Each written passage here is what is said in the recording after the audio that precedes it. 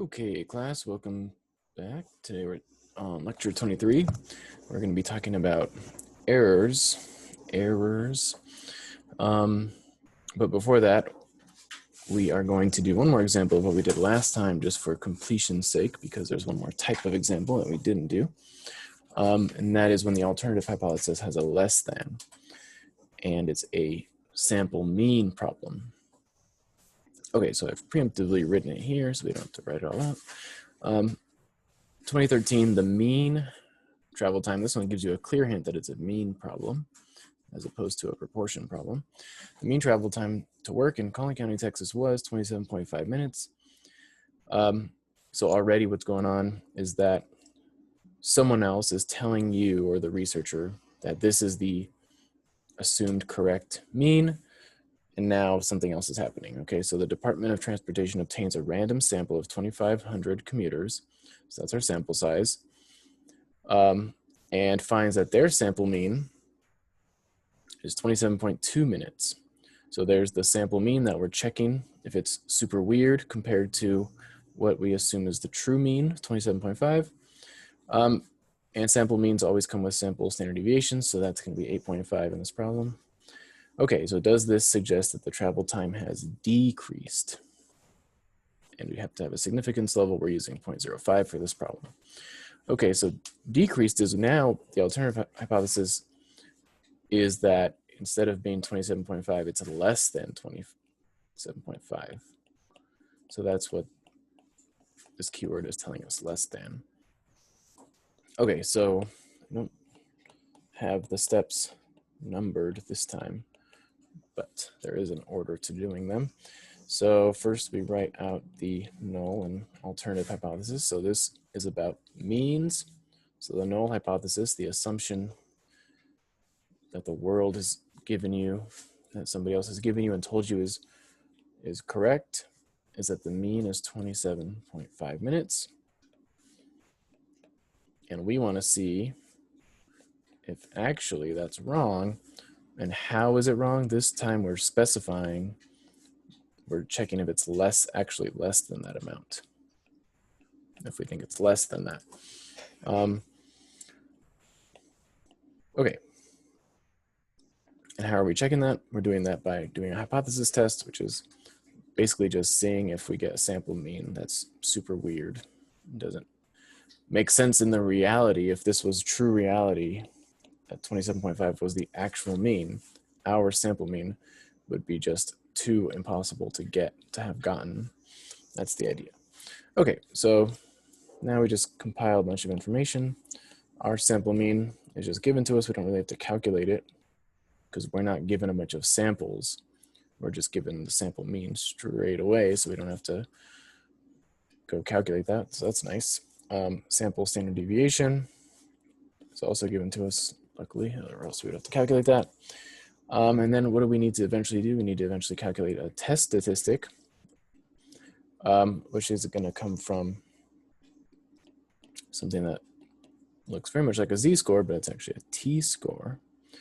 And it's the number of standard deviations away that your sample mean is from the assumed mean. So that's the distance between the sample mean that you got or that you're given and the actual mean, divided by the standard deviation of the t-distribution, which is not just 8.5, it's 8.5 over the square root of the sample size, which in this case was really big, 2,500. So of course, people often calculate this separately somewhere else first.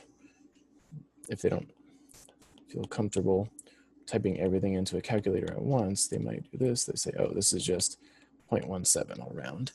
If you round differently than someone else, though, your answer can look a bit different. So try not to round too much.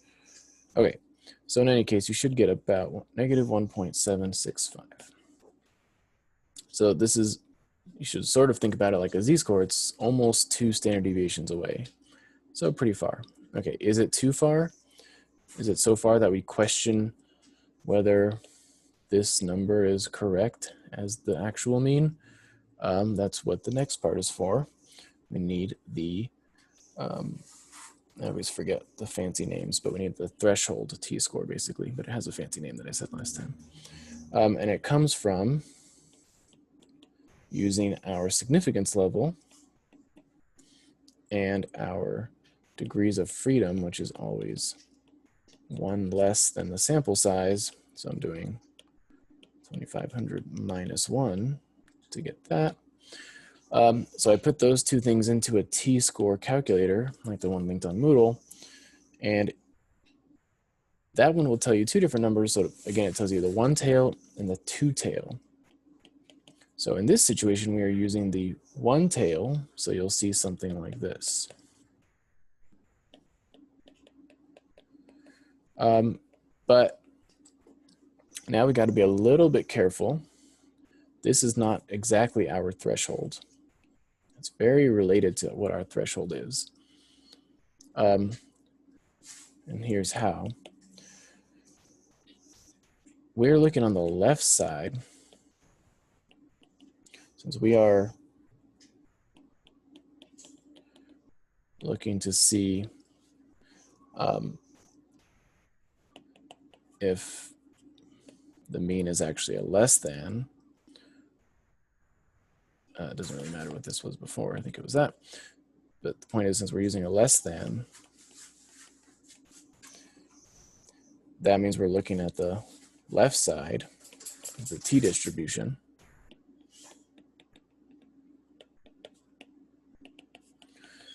So the t-distribution is going to look something like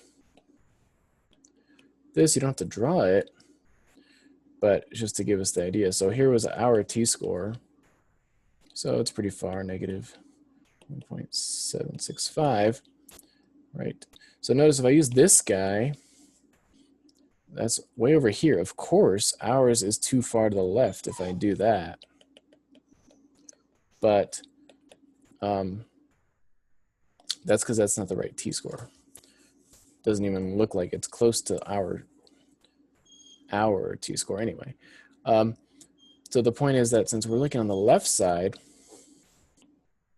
we need to use, instead of that, we need to use negative 1.645. And that t-score is going to be the one corresponding to 0.05 area to the left.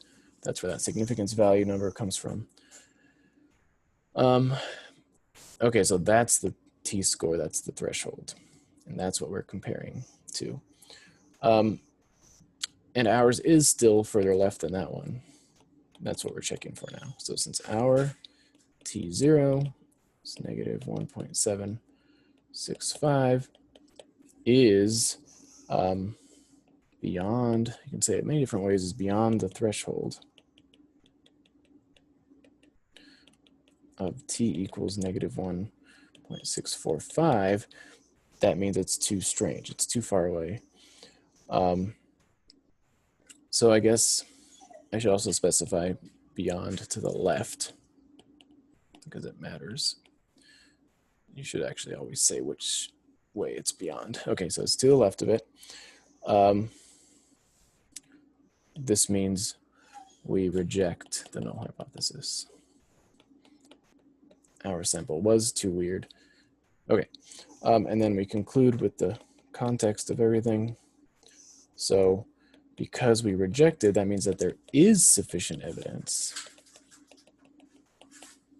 to think that the null hypothesis is wrong, meaning that we're going to be accepting the alternative hypothesis. But now we're just going to say that in context.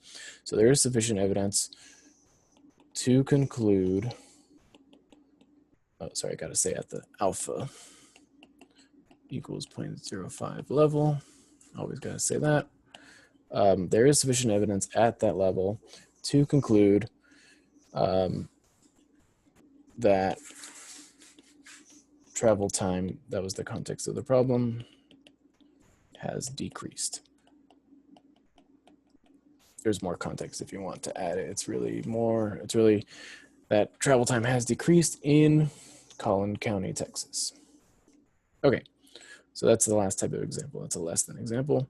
The only really real difference is when you use the t-score calculator, you've got to make t be negative, and that's your threshold. Okay, and then you're seeing if you're too far to the left. Okay, so now we're going to talk about errors.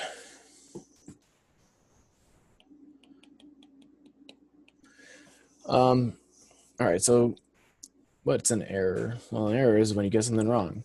So we haven't discussed the possibility of being wrong. So for example, what if I concluded that travel time has decreased? So just because I concluded that doesn't mean that that's reality, because everything that we're doing is based on probability. It's likely that travel time has decreased, and that's why we're concluding that. But it's not for sure. It's not 100%. It's all based on probability. That's what this whole picture is about here. It's all about probability. So, whoops, that's weird. So we're going to talk about errors, which is when you conclude the wrong thing. So let's think about that. So in a hypothesis test, what can happen? Well, you got 4 different possibilities. So you get to do 2 things. You can only reject the null hypothesis or not reject it. That's the only thing you're allowed to do. So let's say that you do reject it. So that always means like you said that there is sufficient evidence, found evidence against it, however you want to say it. But then in reality, the null hypothesis is actually false. So is this good or bad? This is good because you rejected it, so you thought it was false, and in reality it was false. So this is good. You made the correct decision.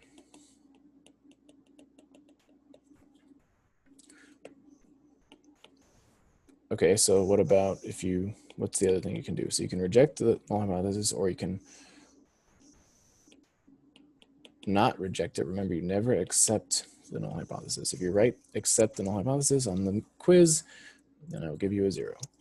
You can never accept the null hypothesis. You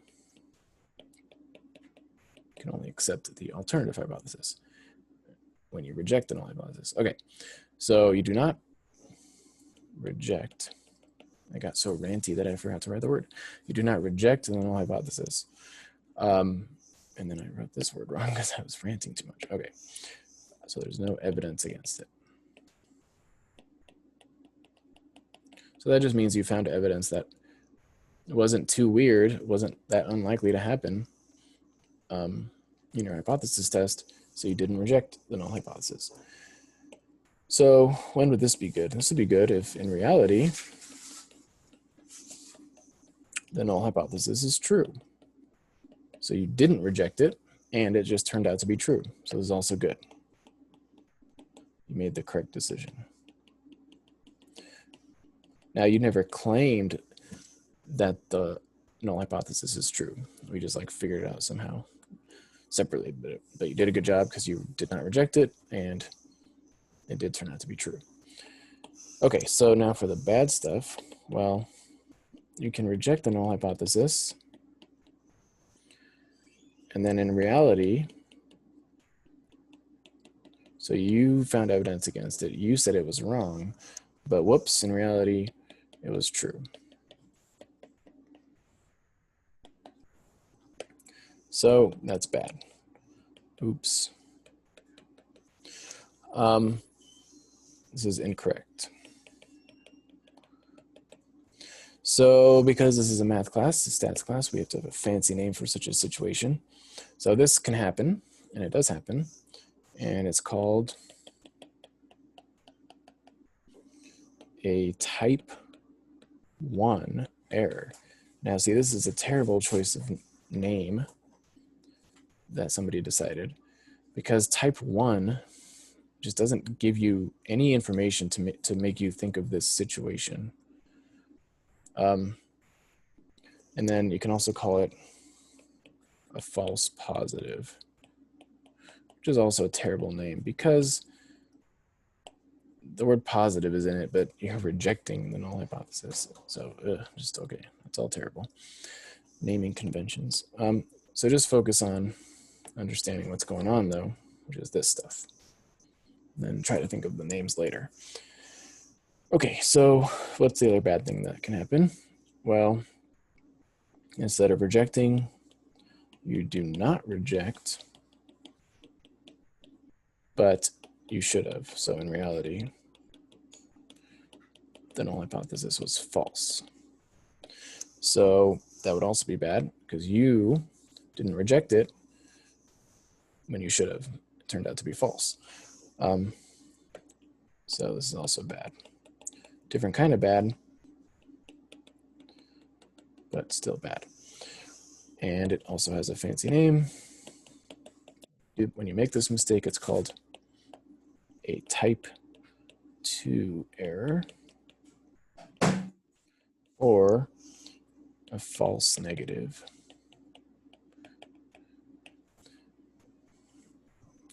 So again, the naming conventions can be a bit confusing, but just take some practice and then they'll get better.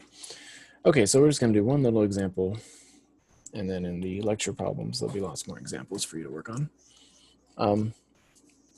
This is like the classic example. That's why it's the best one to do. In a court, we have everything set up like this. The null hypothesis in a court is that the defendant is innocent. So you work under the assumption that they're innocent, and you try to prove to the jury that it's impossible, that they're innocent, that in fact they're guilty, and so that's what you're finding evidence for. So that's your alternative hypothesis.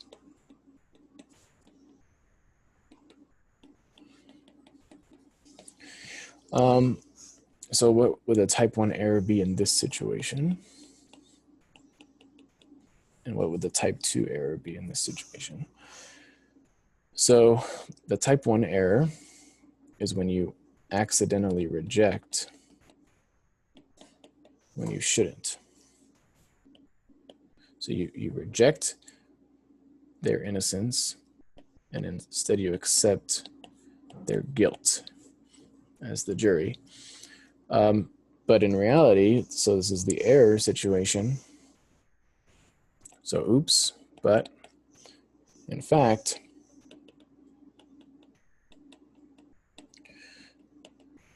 they are innocent. So here, what we're doing is we find them guilty even though they were innocent. So that's an error. It's a bad error to make, is putting away an innocent person. And then what would the type 2 error be in this situation? It would just be the opposite. So but you got to be a little careful because you never accept H naught. So it's a bit tricky. We're not going to accept that they're innocent on accident. We're going to not reject that they're innocent. And so instead of saying innocent, because if I said innocent, if I said that they were innocent, then that would mean I'm accepting H naught, but I'm not doing that. I'm not rejecting H naught. That's what I'm doing. So I don't say they're innocent. Instead, I say not guilty.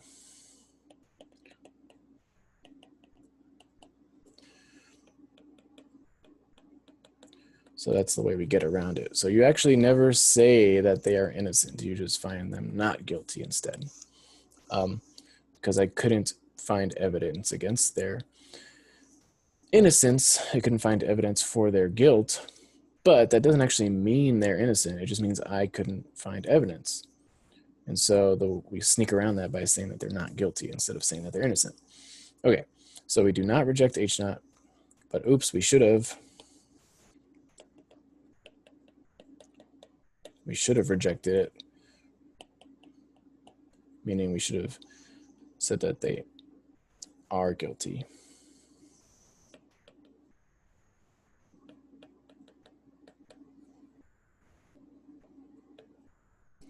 So because H0 is false,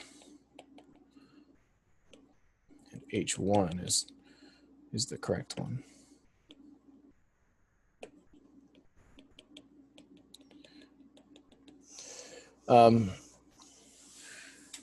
So this is like the classic example of type 1, type 2 errors. But we'll see a few more in the lecture problems. Okay, so this is the end of the video. Pretty short one today. See you next time.